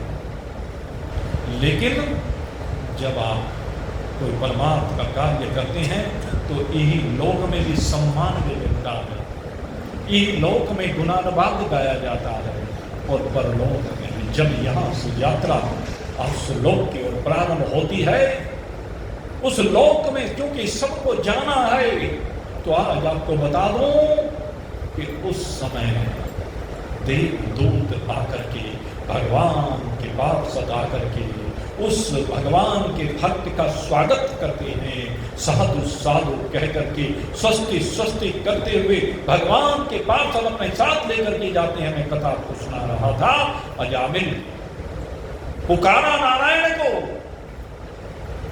भगवान के पास से चले जाए और अपने साथ उस बूढ़े को लेकर के जाए, भगवान के लोक में लेकर जाए, क्योंकि नारायण का स्मरण किया। इस नारायण की इतनी महत्ता है मेरे मित्र, इस नारायण को अपना बनना। और नारायण अपना कैसे बनता है? कहते हैं पहला अध्याय 80,000 मंत्रों में कर्मकांड का निरूपण किया है। लेकिन जब कर्मकांड पूर्ण हो जाएगा, तो सोना का ऋषि हुआ, कर्मकांड पूरा हो गया, उसके बाद उपासना प्रारंभ होगी। 16,000 मंत्रों में भगवान की महिमा का गुणानुवाद किया गया, वेदों गुणानुवाद किया, और उसके बाद 4,000 मंत्र हैं मेरे मित्रों, जिसकी मैं चर्चा कर रहा था। ज्ञान कांड के, ज्ञान योग के, वैराग्य के 4,000 मंत्र ये वेदांत कहलाते हैं। और ये अंतिम ज्ञान है। वेदानाम अंतः, वेदानाम शिरोभाग है, जहां पर वेदों का ज्ञान भी परिपूर्ण हो जाता है, वेदों का ज्ञान भी समाप्त हो जाता है, जहां पर जाकर के वेद भी कह देते हैं नैति नैति, अर्थात अब इसके बाद और कुछ नहीं। किसके बाद? अहम ब्रह्मास्मि, ये है ज्ञान। तत्वमसि, वो तो ही है। अयम आत्मा ब्रह्म, हमारा आत्मा ब्रह्म है, ये प्रकृष्ट ज्ञान स्वरूप आत्मा ही ब्रह्म है। सर्व खलविदं ब्रह्म, ये चराचर जगत एक ब्रह्म से विलग कुछ भी नहीं है। ईशावास्यम इदं सर्वम, जगती पर जितना भी जगत है वो सारा का सारा ईशा से परिपूर्ण है, परमात्मा से परिपूर्ण है। परमात्मा ही है, परमात्मा के अतिरिक्त और कुछ भी नहीं है। तो इसी वेदों के ज्ञान को, वेदों के अंतिम ज्ञान को, अंतिम भाग है ना वेदांत, जिसको उपनिषद भी कहा जाता है। और भगवान वेद व्यास जी ने छठे शास्त्र के रूप में इसका नाम रखा ब्रह्म सूत्र। 3 नामों से पुकारा जाता है, वेदांत है, उपनिषद है और ब्रह्म सूत्र, ये सब एक ही है। और इनका सार क्या है? श्रीमद् भगवद गीता उपनिषत्सु ब्रह्म विद्यायाम योग शास्त्रे श्री कृष्ण अर्जुन संवादे। गीता जी, इनका भी अमृत निकाला गया। तो आज नारद जी ने भक्ति के पुत्रों के लिए वेदांत घोष किया है। आज भक्ति के पुत्रों को जागृत करने के लिए गीता का पाठ किया है, गीता का श्रवण कराया है। थोड़े से कुमलाए लेकिन उठ नहीं पाए। नारद जी जैसा आप देखिए, नारद जी लगे हुए हैं जागृत करने के लिए, लेकिन बात बनी नहीं, फिर से अचेत होकर के गिर गए। लेकिन उसी समय आकाशवाणी हुई, और आकाशवाणी ने क्या कहा? कहते हैं नारद जी उद्यम करो, सफलता मिलेगी। लेकिन ईशान होना है, क्या देगा? अब नारद जी ने तो उद्यम कर लिया, ज्ञान और वैराग्य को जागृत करने के लिए, और कोई साधन होता ही नहीं है। भाई वेदांत के आगे कोई ज्ञान है ही नहीं, अब क्या करूं? अब चिंतन करने लगे, लेकिन कुछ समझ में नहीं आया। लेकिन आकाशवाणी ने भी कह दिया कि सफलता मिलेगी। भक्ति देवी जी का, अच्छा तुम जरा अभी रुको। बात बन नहीं रही, मैं मनीषियों के पास जाता हूँ और संतों के पास जाता हूँ, उनसे पूछता हूँ क्या साधन किया जाए। और आखिर जब बात नहीं बनी तो नारद जी चल देते हैं, परेशान है, इधर उधर भटकते हैं, कोई उपाय नहीं बता पाता। और आखिर में नारद जी कहते हैं चलो भाई छोड़, जैसा उसके भाग्य में, चलो मैं तो अब अपने भगवान के पास जाता हूं, अब भगवान के दर्शन करने के लिए जाता हूं। और नारद जी कहाँ पहुंचे? कहते वहां पहुंचे जिसे वैकुंठ कहा जाता है। कौन सा वैकुंठ? कहते जो धरती का वैकुंठ है। इस धरा पर वैकुंठ है। और वो वैकुंठ कहाँ है? कहते बद्री वन में है। बद्री का वन है वो वैकुंठ है। वैकुंठ किसे कहते हैं? जहां पर मेरे भगवान श्री हरि नारायण विराजमान रहते हैं, जहां पर उनकी नित्य संगिनी, उनकी शक्ति मां भगवती लक्ष्मी निवास करती है। ये वो वन है जहां भगवान लक्ष्मी जी की छत्र छाया में है। इसको बद्री वन कहते हैं। और इस धरती का सबसे बड़ा तीर्थ, हमारा सबसे बड़ा तीर्थ, हमारा हिंदुओं का सबसे बड़ा जो तीर्थ स्थल है, सबसे कल्याणकारी स्थल है, क्योंकि हर व्यक्ति वैकुंठ जाना चाहता है। तो धरती पर ही ये वैकुंठ हमारे बद्री नारायण भगवान इस बद्री वन में विराजमान है। नारद जी उस बद्री वन में पहुंचे, उस विशालापुरी में पहुंचे, इसका नाम विशालापुरी भी है। वहां पर पहुंच गए, भगवान बद्री नारायण के दर्शन किए। और बद्री नारायण के दर्शन करके जैसे वहां से चलने को उद्यत हुए, उसी समय क्या देखते हैं कि उनके बड़े भाई, नारद जी के बड़े भाई, कौन? कहते 4 हैं इनके बड़े भाई। और भाई तो बड़े हैं लेकिन अवस्था सदा छोटी सी है। वो केवल 5 वर्ष की अवस्था वाले हैं। और भगवान का सबसे पहला अवतार इन्हीं 4 भाइयों के रूप में, सामूहिक रूप से, आप कहेंगे 4 भाइयों के रूप में। हाँ, आपने भी तो देखा 4 भाइयों के रूप में अवतार। त्रेता में देखा ना, भगवान श्री राम कितने भाई हैं? राम, भरत, लखन, शत्रुघ्न, 4 भाई है ना। लेकिन अवतार, जब अवतारों में गणना करते हैं तो 1 करते हैं ना, क्योंकि एक राम जी को अवतार माना गया। कल मेरे से एक प्रश्न कर रहे थे, तो साथ साथ इस शंका का समाधान यही हो जाएगा। कल मेरे पास बैठे, जो कि अध्यात्म की जब चर्चा चलती है, इस समय 10वां अध्याय पढ़ा रहे हैं विभूति, उसमें एक बात आई, भगवान ने कहा कि मासा नाम मार्गशीर्षोऽसि, स्रोता नाम जहानवी। कहते जितने जल के स्रोत हैं उनमें मैं जहानवी गंगा हूं, गंगा के तट पर बैठे। और मासों में मार्गशीर्ष मास हूं। आदित्य नाम अहम विष्णु, आदित्यों में, आदित्य के पुत्रों में विष्णु हूं। अदिति के 12 पुत्र हैं, लेकिन एक विष्णु का ही नाम लिया। आप देखें अनेक नदियां हैं, केवल गंगा जी का नाम लिया, तो बाकी नदियां क्या भगवान का स्वरूप नहीं है? बाकी अदिति के पुत्र क्या भगवान के स्वरूप नहीं है? बाकी मरुदगण क्या भगवान के स्वरूप नहीं है? चिंतन करें। स्थावरा नाम हिमालय, कहते क्या केवल हिमालय ही पर्वत है, बाकी पर्वत नहीं है? वो भगवान का स्वरूप नहीं है। अगर नहीं है तो भगवान का फिर सर्व खरंगम ब्रह्म वाली बात कहां रही? कैसे संभव है?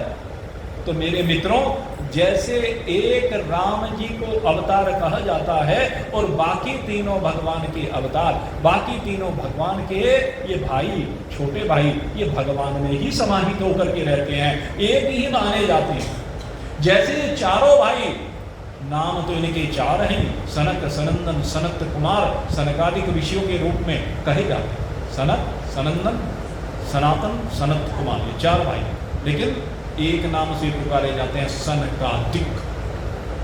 तो हैं तो 4 लेकिन एक माने जाते हैं। इसी प्रकार से जितनी भी नदियां हैं वो सब भगवान का ही स्वरूप है, जितने वृक्ष हैं वो भगवान का ही स्वरूप है। इस बात को समझ लेना भाई जिज्ञासु। क्योंकि नित्य जो पढ़ाया जाता है, मैं बता रहा था गीता जी का स्वाध्याय चल रहा है, इसमें 10वां अध्याय का, उसमें विषय चल रहा, तो यहाँ प्रसंग बस ये विषय भी साथ साथ आ गया।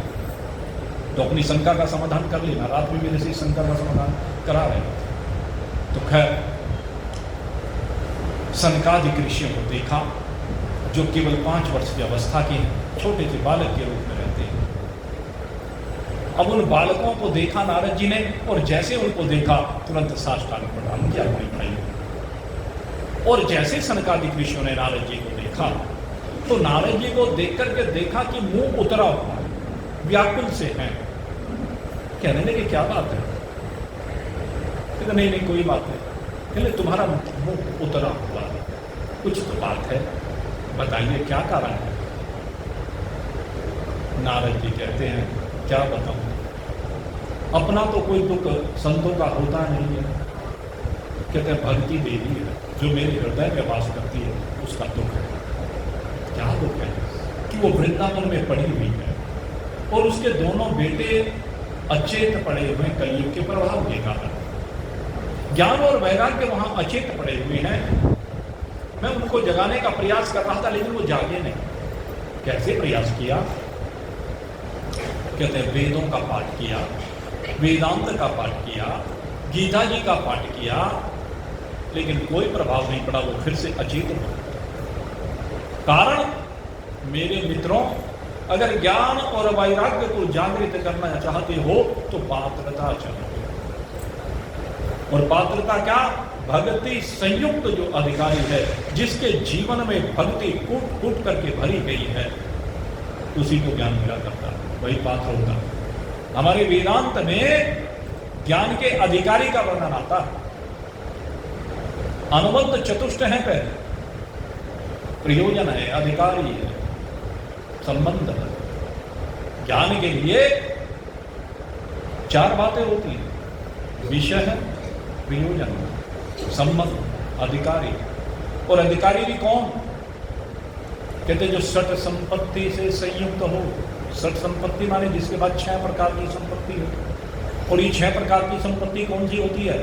सम, दम, तितिक्षा, श्रद्धा, समाधान, उपरति। ये षट संपत्ति। और 3 साधन हो रहे हैं। साधन चतुष्ट संपन्न होना चाहिए।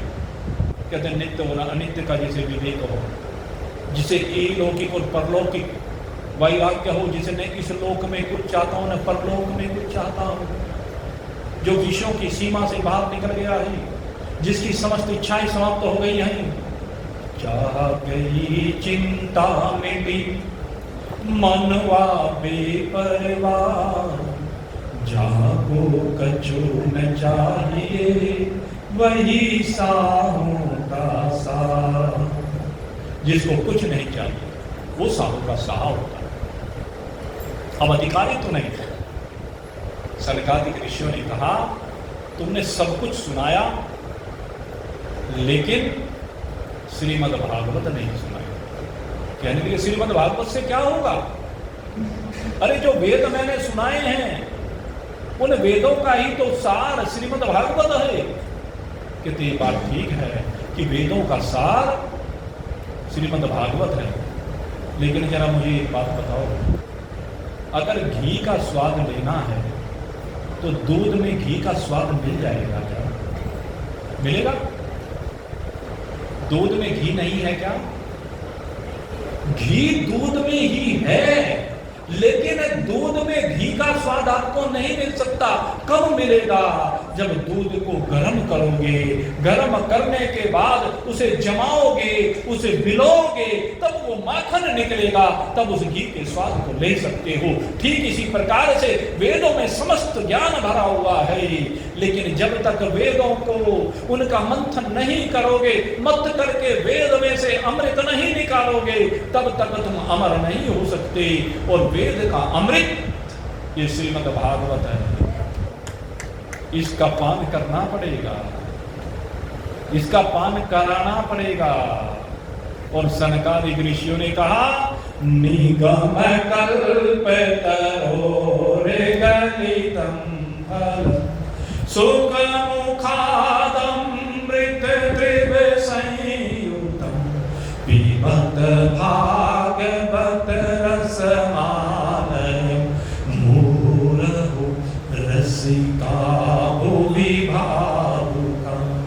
मोर रसिका भुवि भावुका।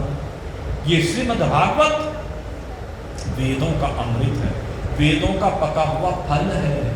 जैसे वृक्ष होता है, वृक्ष की छाल नहीं खाई जाती, वृक्ष के पत्ते नहीं, वृक्ष का फल खाया जाता है, और फल भी पका हुआ। और कैसा फल पका हुआ? कहते हैं जिस पर सुख मुखा अमृत त्रिव संयुतम।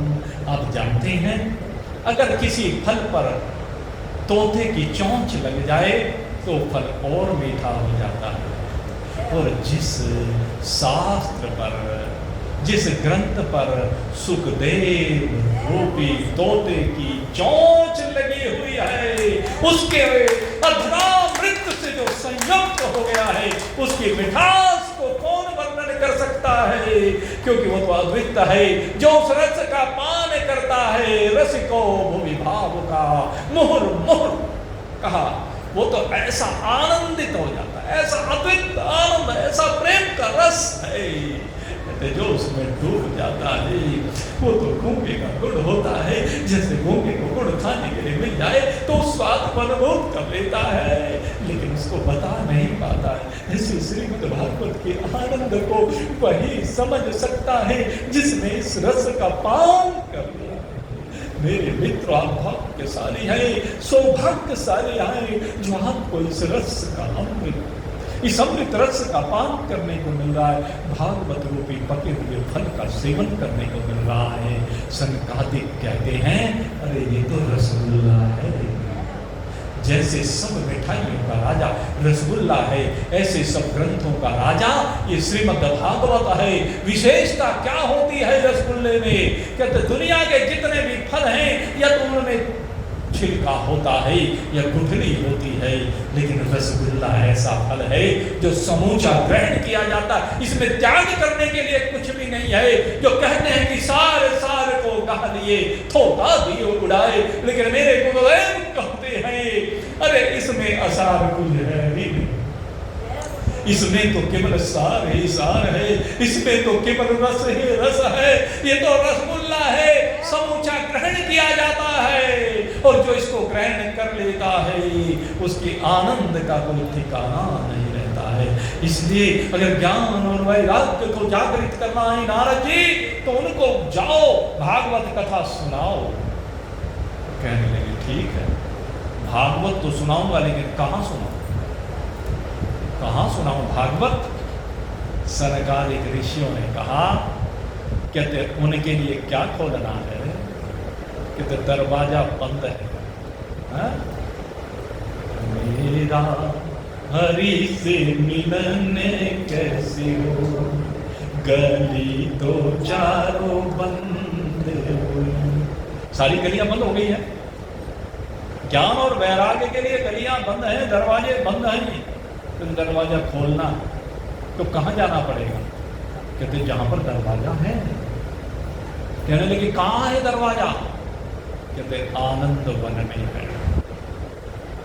आनंद वन में दरवाजा है परमात्मा का, वहां जाओ। कि वो तो वृंदावन में है कि कोई बात नहीं, वो चाहे कहीं भी है धरा पर, लेकिन उनके निमित्त अगर तुम आनंद वन में जाकर के परमात्मा का दरवाजा खोलना चाहोगे तो दरवाजा खुल जाएगा। आपके पितृ चाहे किसी भी लोक में हो, किसी भी योनि में हो, अगर इस पितृ पक्ष में आपने इस हरिद्वार में आकर के हरि का उनके लिए दरवाजा खोलने का प्रबंध किया है तो दरवाजा खुलेगा। क्योंकि यही वो भूमि है जहां पर आकर के परमात्मा का दरवाजा खोला जाता है। ये सनकादिक का आदेश है नारद जी।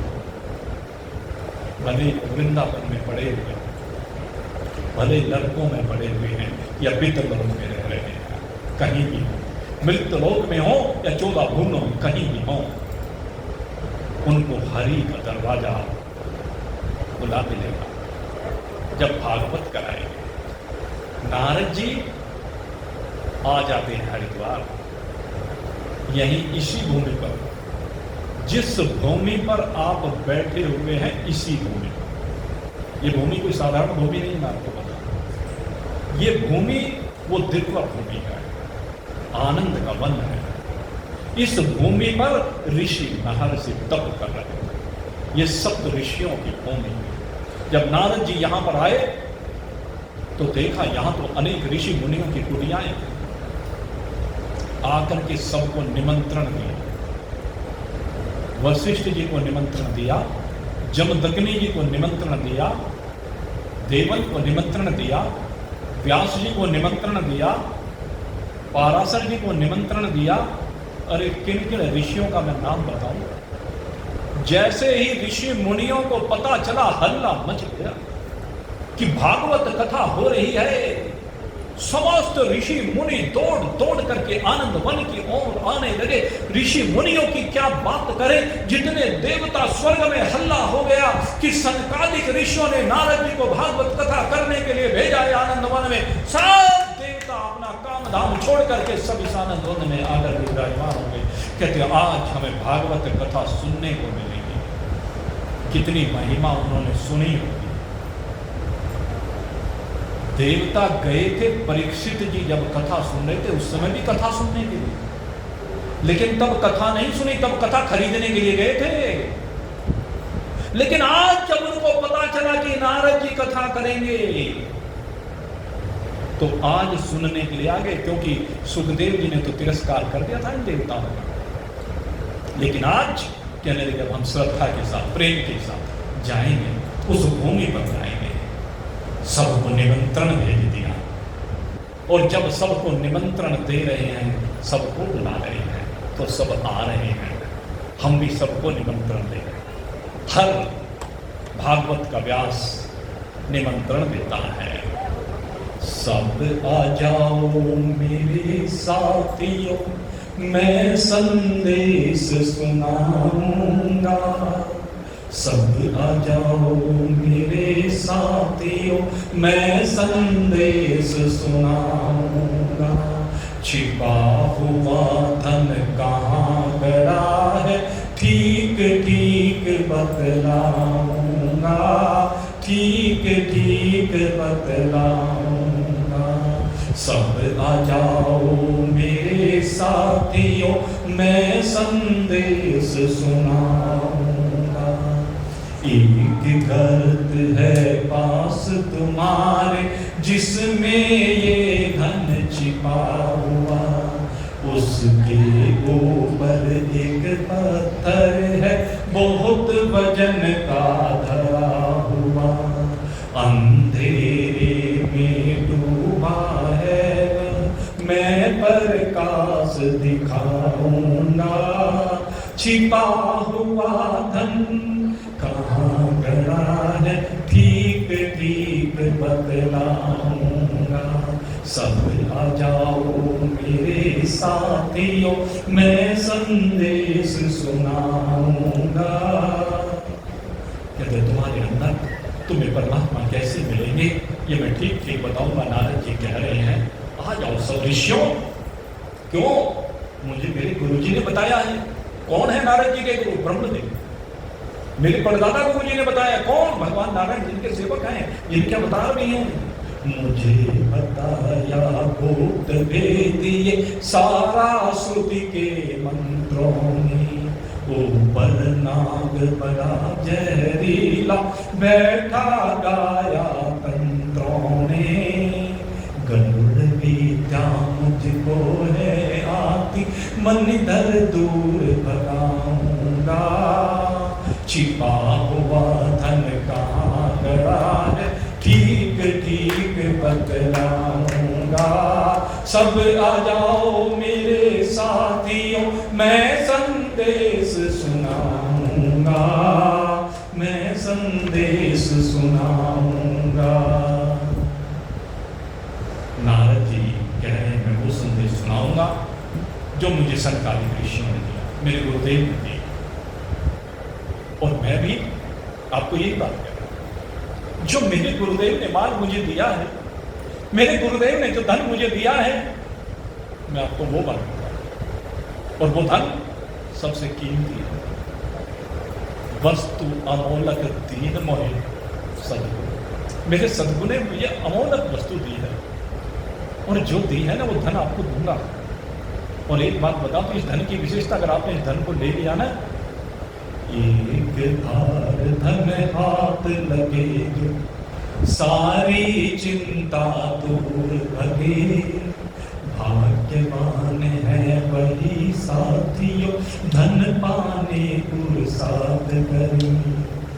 मेहनत तुमको करनी होगी, मैं उपाय बतलाऊंगा, छिपा हुआ धन कहाँ गड़ा है ठीक ठीक बतलाऊंगा।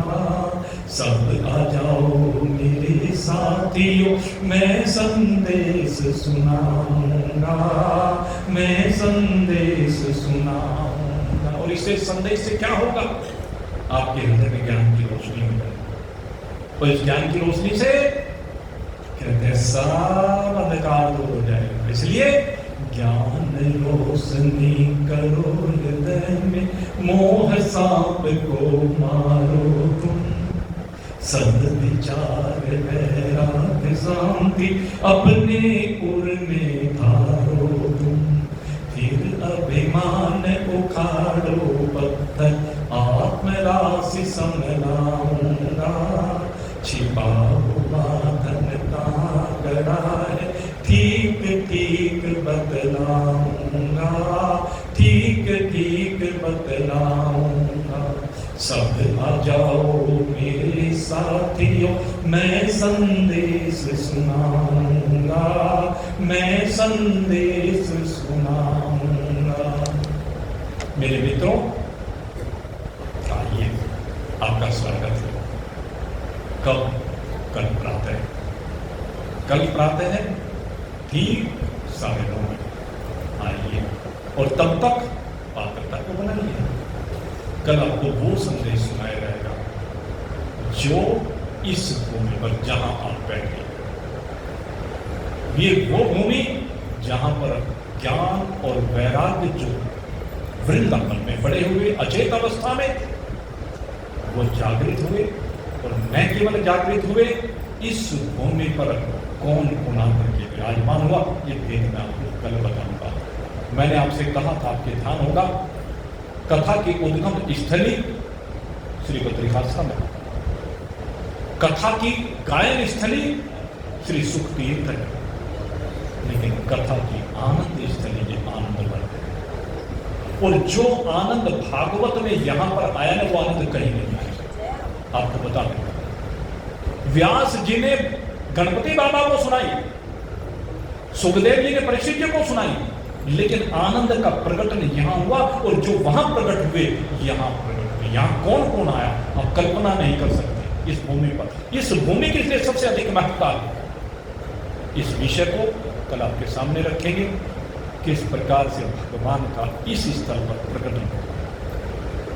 वो सब एक भगवान का स्वरूप नहीं, अनेक स्वरूप कैसे प्रकट हुए, क्या हुआ, ये कथा कल आपको विस्तार के साथ सुनाई जाएगी। आइए, प्रातः 9:30 बजे शुभ भावों से संयुक्त होकर, क्योंकि कल भगवान प्रकट होंगे। कथा सनकादिक ऋषि की प्रेरणा से नारद जी ने आकर निमंत्रण दिया है, लेकिन कथा किसने की वो अलग बात करनी थी नारद जी को, की किसी और ने, तो किसने की, क्यों की, क्या कारण बने, उन सब की चर्चा अब हम कल करेंगे। अब यहीं पर आज की कथा को कुछ थोड़े से समय के लिए भगवत गुणानुवाद करने के लिए आप सबको निमंत्रण देते हुए कि कल की कथा अवश्य, कल प्रातःकाल का जो सत्र होगा वो अलौकिक सत्र, क्योंकि उसमें ज्ञान और वैराग्य जागृत किए गए। तो आइए, सबको निमंत्रण देते हुए, सबके लिए शुभ भावना करते हुए यहीं पर अब कथा को विश्राम दे रहा हूँ। और पंडित जी से निवेदन है, जल्दी जल्दी अब बस आज क्योंकि थोड़ा सा कार्यक्रम अभी नरेंद्र जी का और है, आज ब्रह्मचारियों का भोजन प्रसाद इन्होंने रखा हुआ है। 108 ब्रह्मचारी अब यहाँ पर आएंगे, भोजन कराया जाएगा उनको, और चारों, मैं कहूँगा चारों पीढ़ी, सारे भाई, सारा परिवार जाकर के उन ब्रह्मचारियों को आज भोजन कराना। यही नीचे तो आप सब लोग अब आरती करेंगे मिलकर के प्रेम के साथ। बोलिए सच्चिदानंद भगवान की